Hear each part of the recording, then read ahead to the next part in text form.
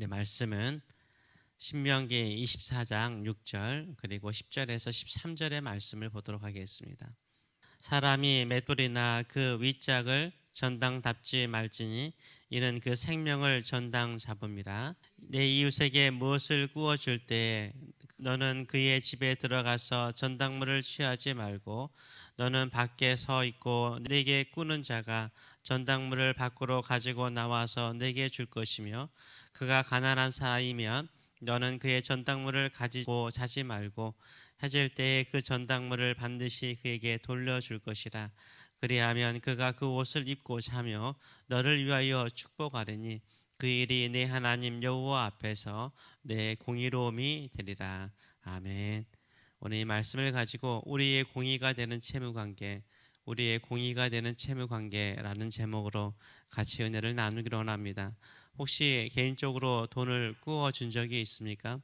아니면 개인적으로 돈을 꾸어 본 적이 있습니까? 그분들과의 관계는 지금 어떠신지요? 돈을 꾸어 주거나 빌릴 수 있다면 어느 정도 서로 간에 신뢰 관계가 형성되어 있다라는 것을 의미하는 거죠. 이렇게 돈을 꾸어 주고 빌릴 정도로 친한 관계일지라도 돈 문제로 인해서 사이가 나빠지는 경우도 가끔 우리 주변에서 보곤 합니다. 오늘 본문은 채권자와 채무자의 관계를 설명하는데 두 가지를 전제를 하고 있습니다. 첫째는 이스라엘 백성들 사이의 채무 관계를 설명하고 있습니다. 믿음의 공동체를 말하는 거죠. 지금으로 말하면 언약 공동체, 믿음의 공동체의 관계 속에서 이루어지는 채무 관계를 말합니다. 이스라엘 백성들 사이에서는요, 돈을 빌려주고 이자를 받을 수 있습니까? 받지 못하게 하셨습니다. 무이자로 돈을 빌려주도록 명령하셨어요. 그래서 공동체 안에, 믿음의 공동체 안에, 언약 공동체 안에서는 가난한 자가 없도록, 굶주린 자가 없도록 배려하신 것입니다. 그렇다면 여기서 말하는 채권자는 어떤 사람인가요? 높은 이자를 통해서 자신의 이익을 챙기는 고리대금업자가 아니라는 거죠. 여기서 말하는 채권자는 나쁜 사람이 아닙니다. 돈이 있습니다. 경제적으로 여유로운 사람입니다. 또한 돈을 빌려줄 정도로 착한 사람이에요. 무이자로 돈을 빌려줄 정도로 착한 사람이라는 것을 전제하고 있습니다. 그러나 채무자는 어떤 사람입니까? 가난한 사람이죠.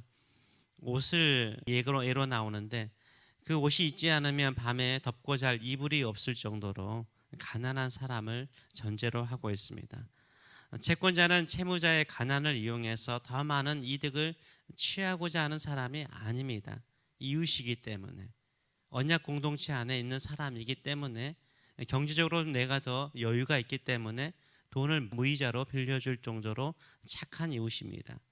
그런데 이렇게 착한 채권자에게 하나님은 어떤 명령을 내리십니까? 착한 김에 더욱 착하게 가난한 사람을 대우하라 라고 말씀하세요.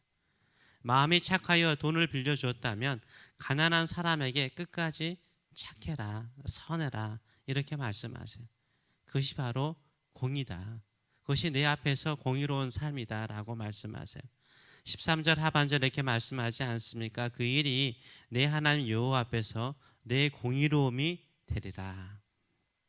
하나님께서 공의롭게 여기는 일이라고 말씀하고 있습니다. 그렇다면 착한 채권자는 가난한 채무자에게 어떻게 대해야 됩니까? 첫째는 형제에게 이자를 받지 말아야죠. 이미 말씀드린 것처럼 신명기 13장 19절 말씀은 내가 형제에게 구워 주거든 이자를 받지 말지니 곧 돈의 이자, 식물의 이자, 이자를 낼 만한 모든 것의 이자를 받지 말라라고 명령하셨습니다. 이자를 받지 못하면은 어떻습니까? 손해가 될 수 있죠. 그러나 하나님께서는 갚아주신다는 거예요. 받지 마라. 내가 이자 줄게. 이렇게 약속하고 계십니다. 그것을 믿고 지금 무이자로 형제에게 돈을 구워주는 것입니다. 둘째로는 뭡니까? 형제의 생명을 담보로 삼지 말라라고 말씀하세요. 6절의 말씀을 보게 되면 사람이 맷돌이나 그 윗장을 전당 답지 말지니 이는 그 생명을 전당 잡음이라 라고 말하고 있어요. 맷돌은 곡식을 넣어서 그것을 빻아가지고 밀가루를 만드는 기계 아닙니까? 먹고 살기 위해서는 필요한 것입니다. 그 맷돌이거나 맷 쪽에 윗짝 짝인데 하나 없어지면 돌릴 수가 없잖아요. 그렇게 하지 말라는 거예요. 그것은 그들의 생명을 위협하기 때문에, 가정의 생명을 위협하기 때문에, 생명을 담보로 잡는 것이기 때문에 그런 것을 담보로 잡지 말라라고 말씀하세요. 하나님은 신뢰 관계일지라도 담보를 잡는 것, 전당을 잡는 것을 금하지는 않습니다. 가난한 채무자도 인간인지라 간사할 수 있어요. 떼먹을 수 있는 거죠. 착한 채권자의 마음을 이용해서 빚을 갚지 않을 수도 있는 거예요. 그래서 좋은 신뢰 관계일지라도 담보를, 이 전당을 잡도록 하나님께서 허락하세요. 그러나 먹고 사는 일에 지장을 주는 담보는 잡지 말라는 거예요.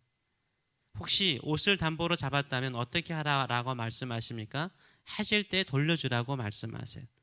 왜냐하면 가난한 사람에게 이불로 쓸 수 있는 옷 하나가 있는데, 겉옷인데 그것을 이불로 쓰고 있는데, 밤에 이 팔레스타인은 일교차가 심하지 않습니까? 무지친기 때문에 겉옷이 없다면은 죽음과 직결될 수 있거든요. 생명의 위협을 줄 수 있는 담보는 잡지 말라는 거예요. 매일 담보를 아침에 잡아가지고 해질 때 돌려줘야 되는데요. 이게 얼마나 귀찮아요. 결국은 잡지 말라는 거죠. 셋째로는 채무자의 자존심을 존중해 주라라고 말씀하세요. 채권자가 담보물을 확보하기 위해서 채무자의 집에 함부로 막 들어가서 가져가지 말라는 거예요. 아무리 가난해도 채무자의 프라이버시를 존중하고 자존심이 상하지 않게 하시죠. 10절과 11절의 말씀을 보게 되면 내 이웃에게 무엇을 구워줄 때에 너는 그의 집에 들어가서 전당물을 취하지 말고 너는 밖에 서 있고 내게 꾸는 자가 전당물을 밖으로 가지고 나와서 내게 줄 것이다 라고 말하고 있어요. 하나님께서 얼마나 사람의 감정을 생각하시는지를 알 수가 있는 거예요. 가난하다고 자존심까지 없겠습니까? 프라이버시까지 없겠습니까? 그것을 뭉개지 말라는 거죠.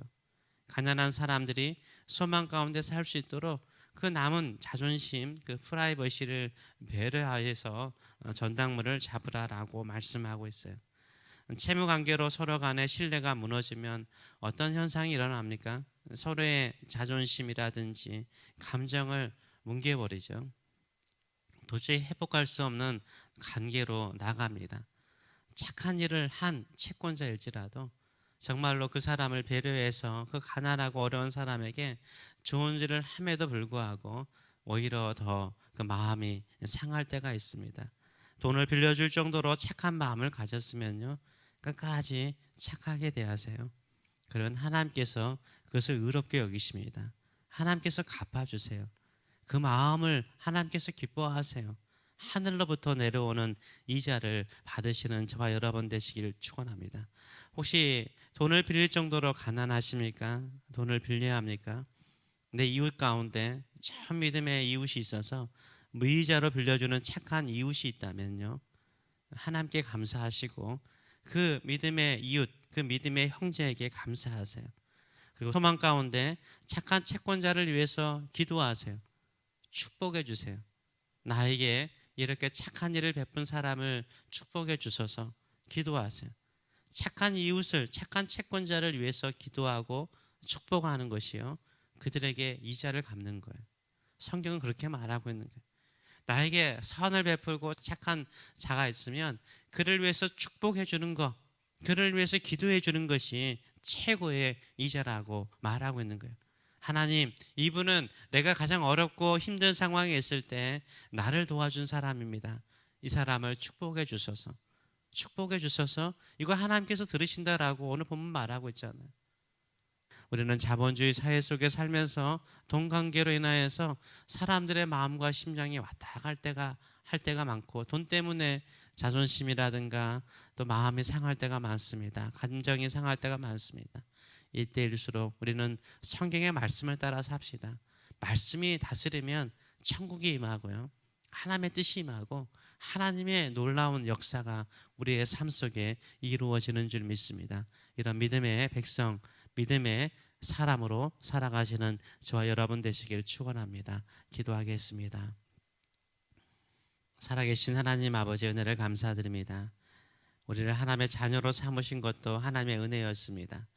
지금도 하나님의 백성으로 살아가면서 이 땅에 선을 베풀고 또 선한 삶을 통해서 우리의 이웃들을 더욱더 복되게 하며 살맛나게 하며 이 땅에 사는 고통과 고난과 어려움 속에서도 소망과 희망 가운데 살아가는 일에 조금이나마 저희들의 삶이 징검다리가 되게 하여 주시고 저희들의 도움이 그들에게 희망을 심어주는 우리의 삶이 될 수 있도록 은혜 도하여 주시옵소서. 또한 우리가 어렵고 힘들 때 바닥의 인생을 살아갈 때 우리를 도와주었던 착한 이웃들이 있었습니다.